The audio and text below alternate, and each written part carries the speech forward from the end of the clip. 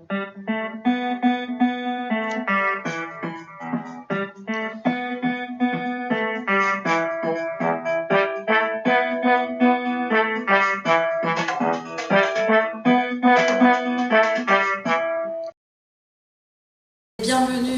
à Strasbourg. Donc on me demande de me présenter, donc je vais commencer par me présenter. Donc Hélène Dollfus, je suis généticienne et aussi ophtalmologiste. Et donc je dirige, voilà, je dirige le service de génétique des hôpitaux universitaires de Strasbourg. Donc c'est un service de génétique générale dont on va parler tout à l'heure. Et nous avons aussi à Strasbourg des centres de référence qui sont rattachés au service de génétique médicale. Un centre de référence anomalie du développement qui est dirigé par Dr Élise Schaeffer, qui est là, qui vous fera un topo sur le diagnostic prénatal et la néofibromatosis de type 1. Et donc nous avons d'autres centres de référence qui sont rattachés à notre unité, le centre d'efficience intellectuelle, et également, qui est dirigé par le docteur El Chehadé, et le centre du cargo qui est consacré aux maladies rares de l'œil. Et on va y revenir tout à l'heure parce que c'est là où on rencontre pas mal de patients. Et je vous dirai après nos différentes activités. Donc j'ai à la fois une activité de clinique, mais également une activité de recherche dans un laboratoire mixte INSERM et Université de Strasbourg, qui est à la faculté de médecine. Et pour finir les présentations, je présente également Julie Aloët, qui est PH maintenant, enfin, bravo, dans le département de médecine de la reproduction, mais spécialisée dans le diagnostic préimplantatoire, qui dira aussi un mot sur ce sujet. Donc, on a eu du mal à s'organiser pour être là aujourd'hui, mais on est là à 3 et on est ravis de l'être et de vous souhaiter la bienvenue à Strasbourg. Alors, je vais passer à la diapo suivante. Donc, ici, Strasbourg, donc, ce sont les hôpitaux universitaires de Strasbourg.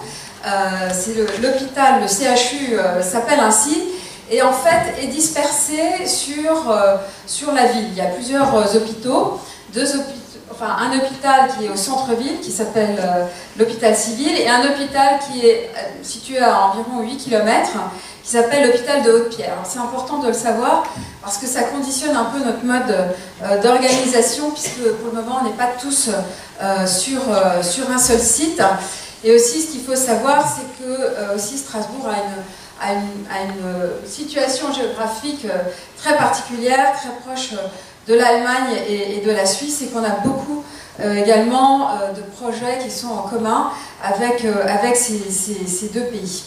Alors, l'université de Strasbourg a une tradition académique très, très ancienne. Alors, on se présente quand même comme une des universités parmi les 5 top universités françaises, également un hôpital parmi les 5 top hôpitaux universitaires, et puis surtout à Strasbourg, on a 4 prix Nobel qui sont en activité. Donc ça, c'est aussi assez exceptionnel pour notre ville. Donc il y a une composante universitaire extrêmement forte dans beaucoup de domaines, pas seulement la médecine évidemment, et notamment la chimie par exemple est un domaine qui brille particulièrement à Strasbourg, et notamment des grands instituts comme l'Institut de biologie moléculaire, l'IGBMC, qui jouxte d'ailleurs l'Institut de la clinique de la souris, qui sont mondialement connus. L'histoire de l'hôpital, du CHU, il date du Moyen-Âge, hein, donc il y a une histoire qui est très forte, et notre CHU a vécu plusieurs époques, dont une époque particulièrement importante pour vous, qui est l'époque allemande, l'époque wilhelmienne, comme on l'appelle, puisque cette époque allemande, à partir des années 1800, après la guerre de 1870, a pu voir arriver à Strasbourg d'éminents spécialistes académiques du monde universitaire allemand, et notamment le fameux professeur Friedrich Daniel von Recklinghausen, qui a fait une grande partie de sa carrière à Strasbourg. Et en fait, il était doyen et même plus chef de la faculté de Strasbourg, et donc de médecine. et il a en fait énormément développé, il a développé tout ce qui était anatomopathologie. Il a décrit beaucoup de maladies différentes, et en fait c'est quelqu'un qui a vraiment contribué à construire notre faculté de médecine telle qu'elle est aujourd'hui. Donc c'est vraiment quelqu'un d'extrêmement connu sur la place de Strasbourg et qui a laissé son nom à plusieurs maladies, dont la maladie de von Recklinghausen, la NF1 comme on va l'appeler aujourd'hui, à tel point qu'il y a un buste dans l'Institut de la faculté d'anatomopathologie, dans l'Institut d'anatomopathologie et d'anatomie normale de la faculté de médecine, il y a un buste de von Recklinghausen. Et aussi, il est enterré à Strasbourg, et j'avais eu l'occasion avec Pierre Wolkenstein et Monsieur Gronsens à l'époque de nous recueillir sur sa tombe au cimetière de la Robertsau. Voilà. Alors, il a publié beaucoup de choses, et il a publié le premier cas reconnu dans la littérature de l'affection qui porte son nom chez une dame alsacienne, qui a été publié qui a permis en fait de reconnaître l'affection en tant que telle. Donc voilà, l'intérêt historique d'être à Strasbourg aujourd'hui. Et puis en ce qui nous concerne, nous, au jour d'aujourd'hui, nous sommes en fait centre de compétences dans le cadre du plan national maladies rares. Et en fait c'est une histoire qui dure depuis des années, puisque quand j'ai pris la chefferie de service en 2004, dès 2004, nous avons commencé à travailler avec Pierre Wolkenstein, et avant qu'il y ait le plan maladies rares, on était déjà très contents également de travailler avec Dominique Vidot pour l'identification des mutations des patients. Et puis l'histoire s'est construite au fur et à mesure des plans maladies rares, et nous en sommes à la deuxième labellisation comme centre de compétences, et nous sommes rattachés au centre de Pierre Wolkenstein. Voilà. Donc en fait, alors j'ai vraiment un problème de diapo, je suis désolée parce que j'ai travaillé sur Mac et apparemment ça passe pas, mais c'est pas grave. Donc ce centre de compétences qui a été réalisé la première fois en 2006 et qui a été relabellisé en 2018, et encore une fois rattaché au centre de Pierre Wolkenstein, comporte différents membres.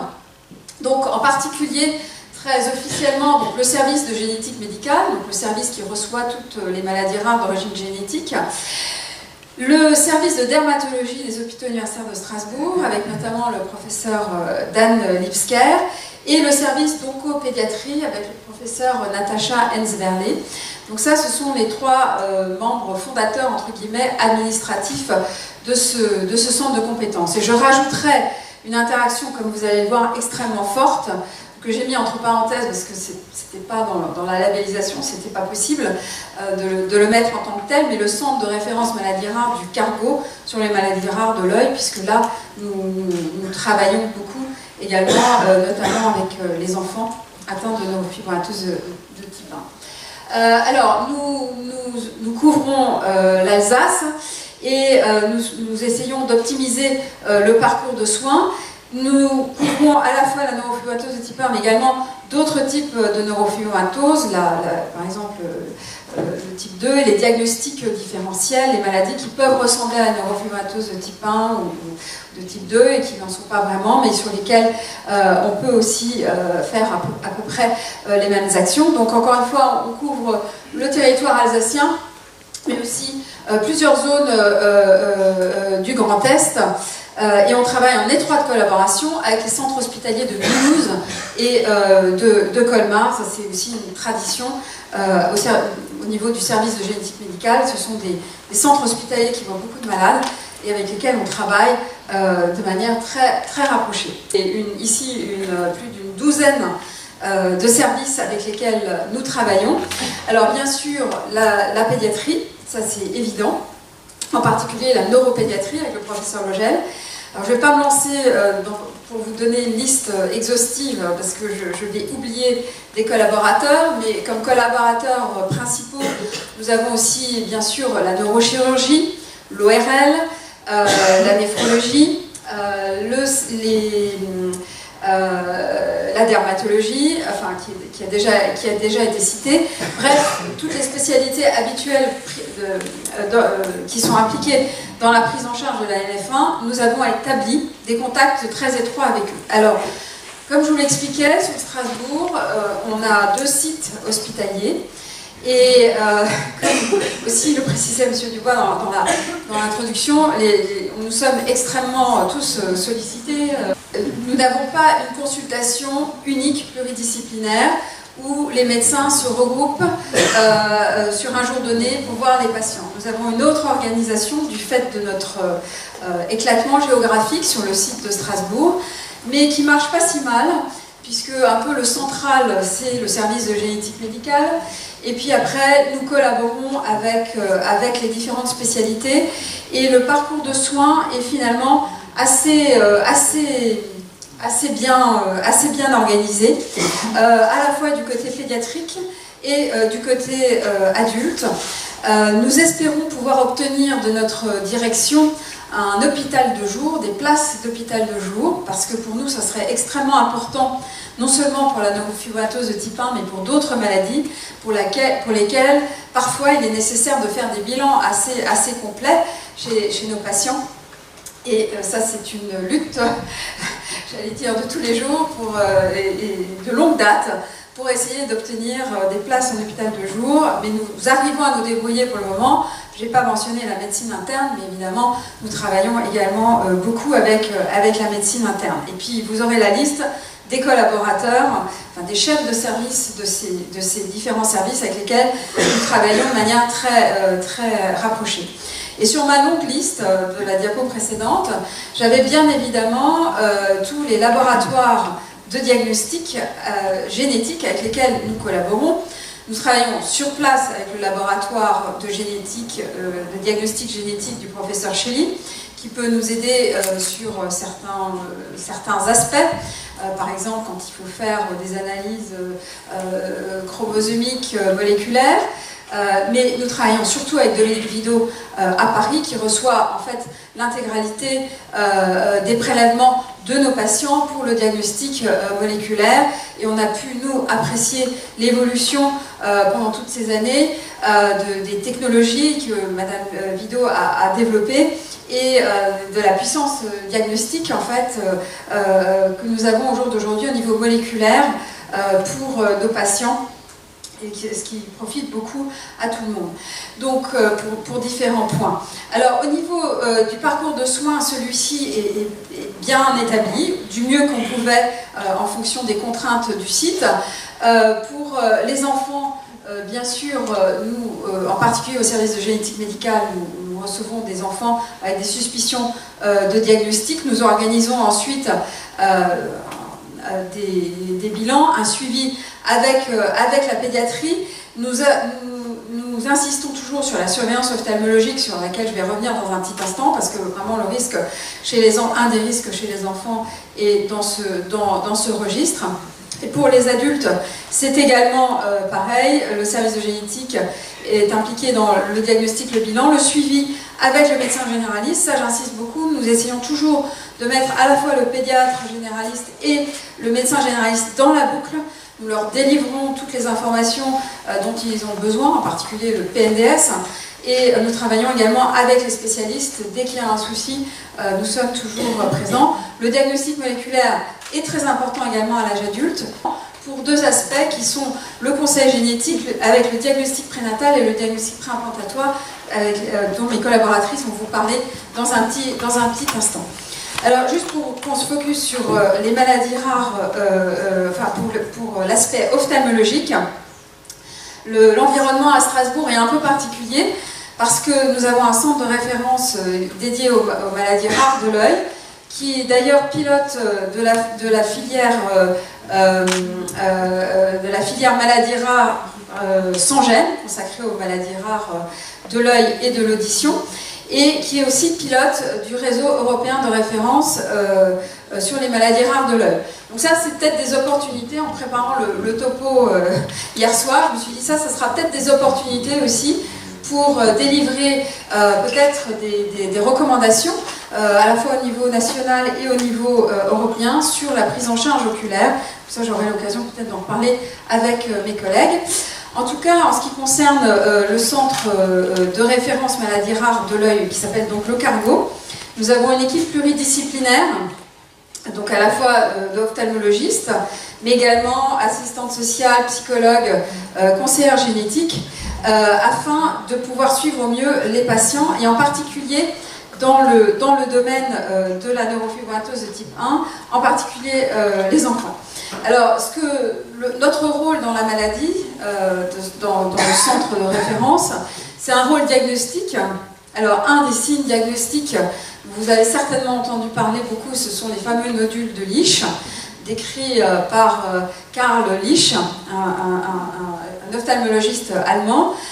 C'est pas toujours facile à diagnostiquer, en particulier chez l'enfant, parce qu'il faut rester, comme vous le voyez sur la diapositive, un peu tranquille, avec le menton posé devant un appareil, et il faut qu'on arrive à avoir quelques secondes d'immobilité pour bien observer ces petits nodules qui n'ont aucune conséquence sur la vision.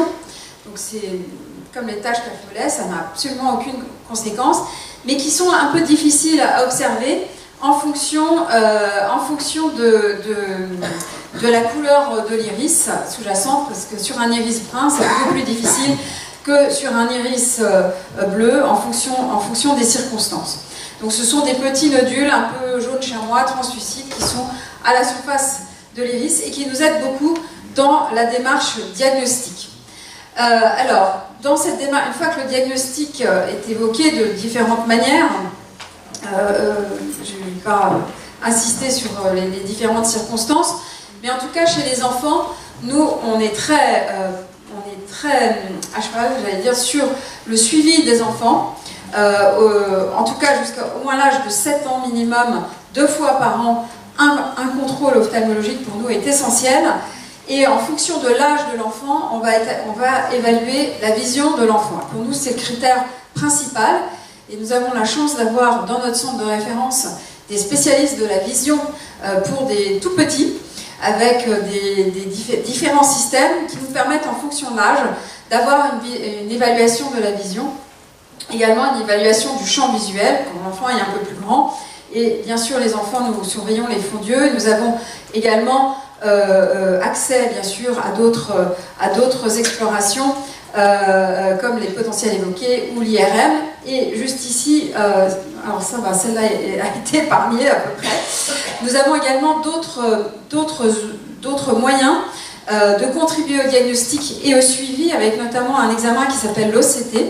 D'une part, sur le plan diagnostique, on a des images au fond d'œil avec des clichés en infrarouge, peu importe les détails techniques, mais qui sont un peu l'équivalent des nodules de Lisch, où on observe au niveau de la rétine des taches qui sont tout à fait particulières et qui ont une grande valeur diagnostique et qui ont été décrites il n'y a pas si longtemps que cela.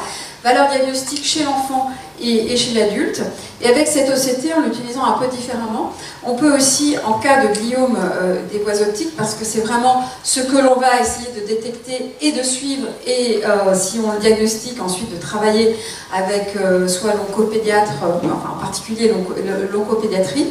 Avec cet outil-là, on peut aussi mesurer l'épaisseur des fibres de la rétine, mais là, surtout chez des enfants qui sont un peu grands, parce que sinon c'est compliqué, il faut rester très tranquille. Donc, avec ma collaboratrice Valérie Pelletier, conseillère génétique, nous avons essayé de regarder le nombre de patients que nous suivions au Cargo. Donc, on a 250 patients avec des diagnostics moléculaires, plus de 200 diagnostics moléculaires qui ont été rendus par Madame Vido, et donc un taux de diagnostic qui est quand même qui a beaucoup changé au cours des différentes années, de plus de 80%. Nous avons 27 patients avec des gliomes que nous suivons, donc ça c'est quand même conséquent, et je pense qu'on colle à peu près au pourcentage habituel, à la moyenne voilà, habituellement décrite. Alors, encore une fois, nous pilotons aussi, alors là je vais passer assez vite, la filière maladies rares de l'œil au niveau national, qui s'occupe de l'oreille et de l'œil.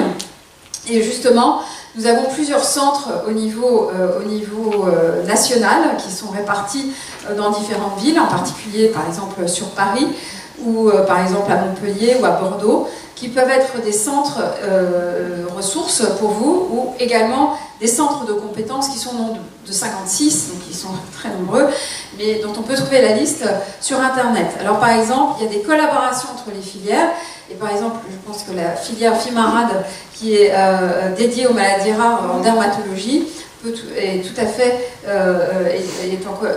fait collaborer avec la filière Sangène dédiée aux maladies rares de l'œil. Et comme je le disais également, nous pilotons les réseaux européens de référence, dont les objectifs sont un peu les mêmes que les filières nationales, mais au niveau Europe. Nous avons 29 hôpitaux dans 13 États membres, et nous venons de finir un système de clinique virtuelle qui est applicable dans tous les ERN. Et en fait, ce système de clinique virtuelle, juste entre parenthèses, permet de télécharger des cas cliniques pour discuter avec d'autres spécialistes au niveau Europe. Donc il est tout à fait probable, parce que ce système est enfin fonctionnel, que nous avons customisé pour l'ophtalmologie, eh bien nous allons pouvoir, très probablement si nous avons des difficultés de prise en charge ou de diagnostic, nous pourrons échanger à la fois avec les spécialistes de l'œil, si nous avons des difficultés, mais également, ça sera dans un stade plus tardif, mais qui ne saurait tarder, avec d'autres spécialistes, d'autres réseaux européens de référence. Donc ça, vous allez avoir les diapos, donc ça c'est les sites internet où on peut aller voir de plus près. Et pour terminer ce topo, juste pour vous dire que pour les Alsaciens dans la salle qui ont l'habitude de côtoyer nos différents services qui sont éloignés les uns des autres de plusieurs kilomètres, ce qui a été un peu une difficulté pour nous toutes ces années, nous allons nous regrouper dans un seul bâtiment qui s'appelle le CRBS. C'est un bâtiment qui est construit par l'Université de Strasbourg, dans lequel au rez-de-chaussée il y aura la consultation. Donc on va regrouper le service de génétique médicale, mais également les centres de référence et notamment le cargo, donc avec les appareils qu'il faut également. Et nous aurons au premier étage la recherche, mais c'est une recherche qui n'est pas dédiée à la neurofibromatose de type 1, mais à d'autres maladies rares. Donc nous espérons vraiment que ce sera un site qui sera vraiment propice pour accueillir des patients atteints de maladies rares génétiques. Et entre parenthèses, nous avons prévu un petit salon dans le peu de place que nous avions, mais dans le service, un endroit où les associations peuvent venir s'installer, rencontrer les malades, enfin peuvent réserver cette salle. C'est pas une salle de conférence, il y aura aussi une salle de conférence pour des événements comme celui-ci par exemple, mais il y aura un endroit où les associations peuvent venir rencontrer des malades ou se rencontrer entre eux de manière un peu plus convivial. Voilà, donc ça c'était vraiment, je voulais juste vous montrer un petit peu comment nous fonctionnions de manière très, très globale sur Strasbourg. Et en fait, je vais passer la parole, on va focuser sur deux sujets, sur le diagnostic prénatal et le diagnostic préimplantatoire. Donc je vais passer la parole d'abord, je crois, au docteur Élise Schaeffer, qui est praticien hospitalier dans le service de génétique médicale, également coordinatrice du centre de référence maladies rares, anomalies du développement.